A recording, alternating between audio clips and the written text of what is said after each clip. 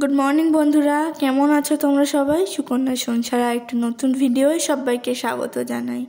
তো গরমে জানি সবারই খারাপ অবস্থা, আর কি করা যাবে, দিনগুলো তো কাটাতে হবে। তো চলো ভিডিওটা আজকে এখান থেকেই শুরু করছি। আমি এখন আছি রান্নাঘরে, প্রচণ্ড গরম করছে। সকাল সকাল রান্না বান্না করে নিচ্ছি, যদিও আজকে বেশি কিছু রান্না করব না।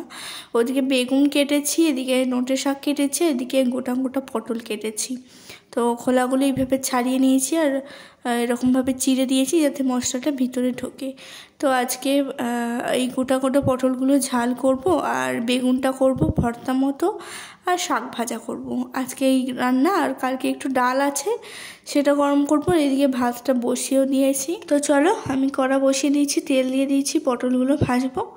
রান্নাবান্না তাহলে আমি করে নিই। জানো তো, রান্না করতে করতে অনেক কিছুই মাথায় আসে, অনেক প্রশ্ন মাথায় ঘোরে।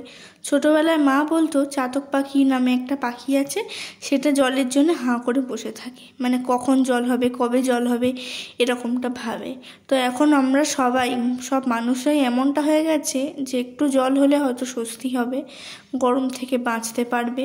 সেই জন্য আমরা সবাই চাতক পাখির মতো হাঁ করে বসে আছি, কবে ভাই একটু জল হবে, একটু ওয়েদারটা ঠান্ডা হবে, শান্তিতে ঘুমোতে পারবো। এই গরমে না দুপুরে না রাতে আমরা কেউই ঘুমোতে পারি না। যাদের বাড়িতে এসি আছে সেটা আলাদা, সবার তো আর ক্ষমতায় হয় না এসি কেনার। দিনরাত যেন ঠাকুরকে ডাকছি, হে ভগবান একটু জল দাও আর একটু গরমটা কমিয়ে দাও। তো দেখা যাক ভগবান কবে জল দেয় আর আমরা একটু স্বস্তি পাই। তো চলো, আমি তো রান্না বসিয়ে দিচ্ছি, পটলটা ওদিকে ভাজা হয়ে গেছে, আর যে তেলটা ছিল ওটাই বেগুনটা ভেজে নিচ্ছি। তো বেগুনে একটু যদিও তেল টানে, তবুও কিছু করার নেই। এদিকে একটু চানাচুরের থেকে বাদাম তুলে নিয়ে এসেছি, এমনি বাদাম ছিল না, তাই চানাচুরের থেকে খুঁজে খুঁজে বাদামগুলো নিয়ে এসেছি। আর এদিকে একটু বড়িটা ভেজে নিচ্ছি শাকের জন্য, তো এগুলো ভেজে তুলে রাখবো। এদিকে দেখো বেগুনটা ভাজা হয়ে গেছে, আর কোনো কাজ নেই এটা। আর এদিকে আমি শাকটা ভাজবো, তাই ফোড়ন দিয়ে দিয়েছি, আর শাকটা দিয়েও দিচ্ছি, নোটের শাক। এর মধ্যে তো খালি নুন আর হলুদ দিয়ে ভাপাতে দেবো ঢাকা দিয়ে, বাকিটা তো তারপর হয়েই যাবে। সেদ্ধ হয়ে গেলে আবার গ্যাসটাকে একটু জোরে দিয়ে ভাজা ভাজা করে নিয়ে বাদাম আর বড়িটা দিয়ে দেবো। পোস্ত থাকলে ভালো হতো, একটু ওপর থেকে ছড়িয়ে দিতাম, কিন্তু পোস্তটা বাড়িতে নেই। যাই হোক, তো চলো আমি রান্নাটা করে নিই। এইভাবেই আমি শাক রান্না করি, আর বেগুনটাও সেটা তোমাদেরকে দেখাবো। আর পটল রান্নাটাও এখনও বাকি আছে, খালি পটলটা আমি ভেজে রেখেছি। পটলের ঝালটা এবার আমি করব। তো খেতে কিন্তু এই পটলটা দারুণ লাগে। তো সবসময় তো আর পটলের তরকারি ভালো লাগে না, বিশেষ করে এই গরমে, তাই একটু মাঝে মাঝে স্বাদ বদল করি, একটু জুস করি। আর এদিকে দেখো শাকটা ভাজা হয়ে গেছে, তোমাদের সঙ্গে কথা বলতে বলতে বড়ি আর বাদামটা দিয়ে দেব, দিয়ে আমি শাকটা নামিয়ে নেব।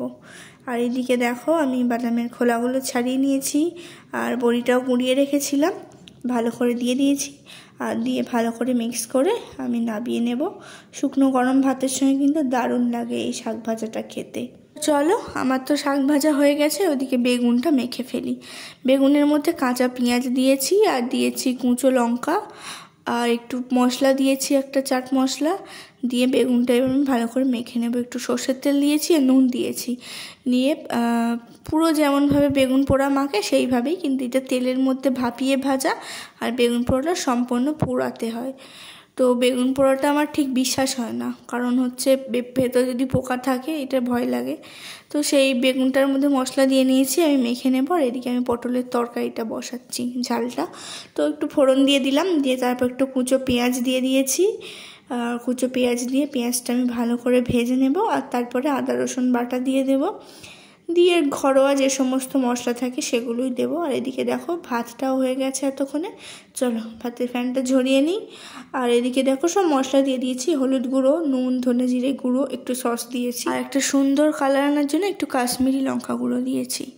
তো দেখো আমি এটা ভালো করে কষে নিচ্ছি।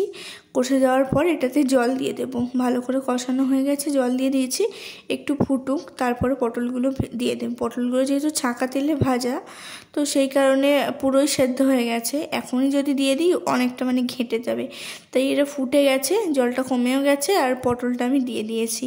আর 2-4টে আলু সিদ্ধ করে মেখে রেখেছিলাম, কারণ শুধু পটলটা দিলে কেমন লাগবে, এই একটু আলু সেদ্ধ করে দিয়ে দিয়েছি, জাস্ট একটু গ্রেভি হবে সেই জন্যে। তো দেখো দারুণ হয়েছিল খেতে। আমি আলুটাও দিয়ে দিলাম, সিদ্ধ করে মাখা ছিল। আর আলুটা দেওয়া হয়ে গেছে, আর একটু ফুটুক, তারপরে আমি নামিয়ে নেবো একটু গরম মশলা দিয়ে। তো এটাই আজকে রান্না করেছিলাম, আর কিছু করি না। কালকে ডাল আছে, সেটা গরম করে নেবো। চলো এটা হোক এদিকে, আর এই বেগুনটা মেখে নিই। তো বেগুনটা কিন্তু দারুণ খেতে হয়, মানে শুকনো ভাতে আমার তো খুব ভালো লাগে। আমি তো বেগুন প্রিয় আমার। আর আমাদের গাছের বেগুন, ছোট্ট ছোট্ট বেগুনগুলো একটু দেখছি কদিন থাকার পরে বেগুনগুলো পেকে যায়, তাই ওই ছোটো ছোটো বেগুনগুলো তুলেই খেয়ে নিই, খুব সুন্দর লাগে। আর সবসময় তো বেগুন ভাজাটা ভালো লাগে না, তাই কোনো সময় বেগুনের ঝাল তরকারি আর এইভাবে করে খাই। তো এটাই ছিল নর্মাল বেগুন ভর্তা বা বেগুন পোড়া কিছু একটা হবে, মানে বেগুনের তেল ভাজা কিছু একটা হবে। তো আমি এইভাবে এখনও কিছু নাম দিইনি। চলো ভালো করে মেখে নিচ্ছি। আমি না বেগুনের খোলাগুলো খেতে খুব ভালোবাসি, জানি এটা খাওয়া খারাপ, কিন্তু আমি ভালোবাসি খেতে। আর এদিকে ভাতটাও ঝরিয়ে নিয়েছি ফ্যানটা। দেখো এদিকে শাক ভাজা হয়ে গেছে, আর এদিকে বেগুনটা মেখে আমি 3 জনকার ভাগ করে রেখেছি, আমার বাবার আর দাদা। আর এদিকে পটলটাও হয়ে গেছে। তো চলো রান্না তো কমপ্লিট। আর এদিকে হচ্ছে ডালটা ফুটছে, সকালেই বার করে রেখেছিলাম ফ্রিজ থেকে, আর ঠান্ডা হয়ে গেছে, তাই এখন গরম করে নিচ্ছি। তো এটাই ছিল আজকের মেনু। তারপরে আমি টিফিন রেডি করলাম, টিফিন রেডি করে দাদাকে পাঠিয়ে দিলাম। এখন স্নান টান করে ফ্যানের হাওয়া খাচ্ছি। তোমরা তো অনেকেই জানো, মানে আমার ফ্যানের হাওয়া খেতে খুব ভালো লাগে। চান করে আসার পর মনে হয় মাথা দিয়ে ঠান্ডা হাওয়া নামছে, মানে খুব সুন্দর লাগে, ঠান্ডা হয়ে যায় শরীরটা।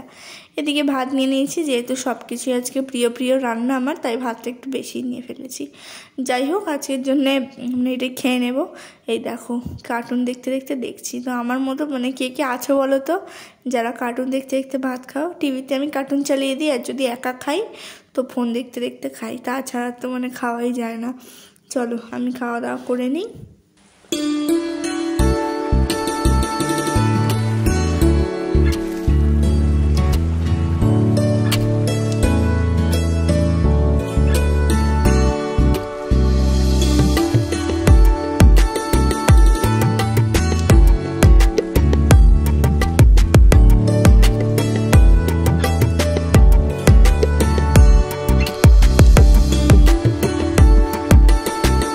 চলো খাওয়া দাওয়া তো হয়ে গেছে, এবার বাসন জড়ো করে নিয়েছে। এই ভাতটা ছিল, শাক ছিল, তো ডালটা ওগুলো আমি রেখে দিচ্ছি, ফ্রিজে রেখে দেবো।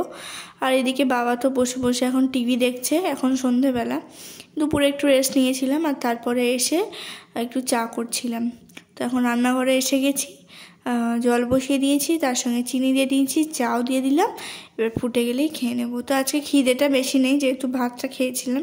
আর এখন না খেলে না, ওই 7:30 8টার দিকে দেখি খিদে পেয়ে যায়। আবার 7:30 8টায় যদি ডিনার করে নিই, আবার রাতে 11টা 12টায় দেখি খিদে পেয়ে যায়, ঘুমোতে না ঘুমোতেই। তাই সন্ধ্যেবেলা হালকা খাবারের জন্য একটু চা করলাম। যদিও চাটা রোজ খাই না, আমি খাই না খুব একটা, যখন ইচ্ছা হয় খাই। কিন্তু আমি প্রচণ্ড চা খেতে ভালোবাসি, কিন্তু খাই না। যাই হোক, আর এদিকে চায়ের সঙ্গে 2 রকমের বিস্কুট চানাচুর নিয়ে বসে গেছি। আমি এটা খাবো, এটা আমার হ্যাকারি। বাবা একটু শুকনো মুড়ি খায়, তো আমি এটা খেলাম।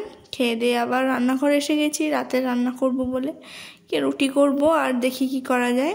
তো চলো আজকে ব্লগটা বেশি বড় করছি না, এখানেই শেষ করছি।